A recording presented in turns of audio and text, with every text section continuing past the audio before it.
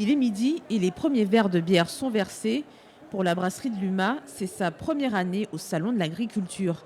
Implantée à Orsène dans l'Indre, elle a ouvert un peu par hasard. Les patrons étaient d'abord restaurateurs. Il prenait la bière d'un gars dans la Creuse, un Anglais. Et il a voulu vendre sa brasserie, il a pris sa retraite. Et du coup, il a formé mon père pendant une semaine, vite fait, histoire de lui montrer. Et du coup, ils ont racheté la brasserie. Mais ça fait 6 ans qu'ils font ça, et voilà. Très souvent, la bière, c'est une passion familiale qui se transforme en activité économique. Alors les brasseurs se forment et innovent.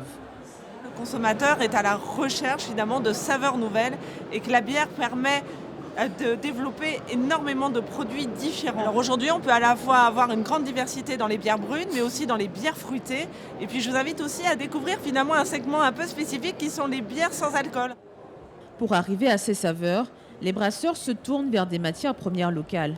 Pour sa vingtaine de références, la brasserie de l'Aurore, installée à Toxigny en Indre-et-Loire, utilise par exemple l'orge de Pithiviers dans le Loiret.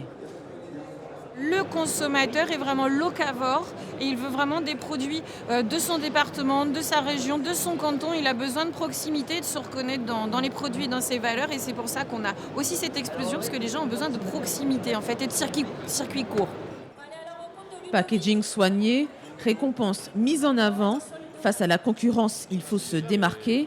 Alors l'Aurélienne propose désormais de suivre toute la chaîne de production en flashant un QR code. La marque mise sur la transparence. Au début, on était très peu de brasseries en fait, à être ferme et brasserie et à pouvoir valoriser une partie des céréales qui sont issues de notre propre production.